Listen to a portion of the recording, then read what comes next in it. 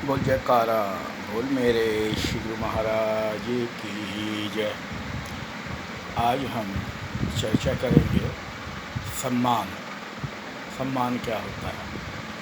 हर इंसान सम्मान चाहता है कि हमारे से बहुत प्यार से कोई बोले, हम उसके साथ प्यार से बोले। मधुर ये ज़बान जो हमारी है, इसको आप चाहे इसे विष बना लें, चाहे अमृत बना लें, ये आपके ऊपर है।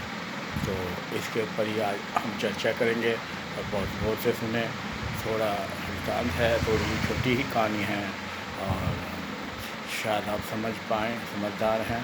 और ख़ासकर गुरुमुखों से मेरा निवेदन है कि वो बहुत गौर से सुने और ज़्यादा से ज़्यादा लाइक करें, जो ज़्यादा से ज़्यादा शेयर करें, जिससे कि ये बात ज़्यादातर संगत में पहुँचे। एक क्लास में 50-60 बच्चे पढ़ते थे, तो उसमें क्लास चलते चलते जो डेस्क पे बैठते हैं बच्चे, तो एक लड़के ने बहुत महंगी घड़ी पहनी हुई थी। उसको 2 मिनट के लिए बाथरूम जाना पड़ा और वो घड़ी डेस्क पे छोड़ के चला गया। वापस आता है तो उसकी घड़ी डेस्क पे नहीं थी। तो वो सर से बोलता है कि सर, मेरी घड़ी डेस्क पे रखी हुई थी और बहुत महंगी है, वो चोरी हो गई है और मुझे पूरा यकीन है कि वो अभी घड़ी बाहर नहीं गई है, इसी क्लासरूम में है, तो कृपया करके मेरी घड़ी दिलवाई जाए। सर पूछते हैं कि आपको पूरा यकीन है कि घड़ी यहीं पे है? बच्चा कहता है सर, मुझे बिल्कुल यकीन है कि मैं 2 मिनट के लिए गया, 2 मिनट के लिए कोई बाहर नहीं गया है और मुझे पक्का यकीन है कि घड़ी इसी क्लास में है। तो वो अर्दली को बुलाता है और कहता है आप जितने बच्चे हैं सबके पट्टी लाइए जिसमें आँखों पे पट्टी बांधी जाए। वो पट्टी लाता है अर्दली। सर सबकी आँखों पर पट्टी बांध देते हैं और सबके पट्टी बांधने के बाद वो तलाशी शुरू करते हैं, जेबों की तलाशी लेते हैं। हर विद्यार्थी की एक ही जेब से घड़ी मिल जाती है। वो घड़ी उसकी जेब से निकाल के जिसकी चोरी हुई थी उसकी जेब में डाल देते हैं। ये आई गई बात हो गई और बीते बीते 8-10 साल हो गए और 8-10 साल के बाद एक लड़का उन्हीं सर के पास आता है और बोलता है सर, ये मिठाई का डब्बा मैं आपके लिए लाया हूँ, मैं इंजीनियर बन गया हूँ और आज जो ये जीवन है और मैं आपके सामने जो ज़िंदा करा हूँ, ये सिर्फ आपकी देन है।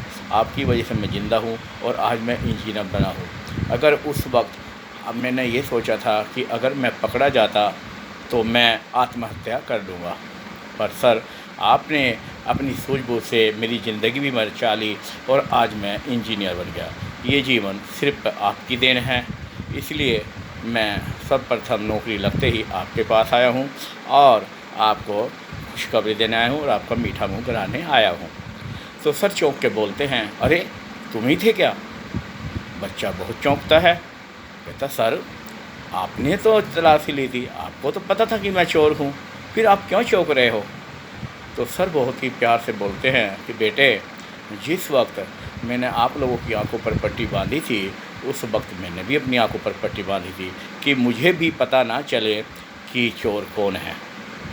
तो बच्चा चौंकता है और इसका उदाहरण, इसका सारांश सिर्फ इतना ही है कि अगर हम इतनी थोड़ी सी भी बुद्धि इस्तेमाल कर लें कि आत्मसम्मान जो हमारा है और हम दूसरे की भी आत्मसम्मान की रक्षा करें, तो कहीं कोई लड़ाई कोई झगड़ा होगा ही नहीं। जैसे आपका सम्मान है ऐसे ही दूसरे का है।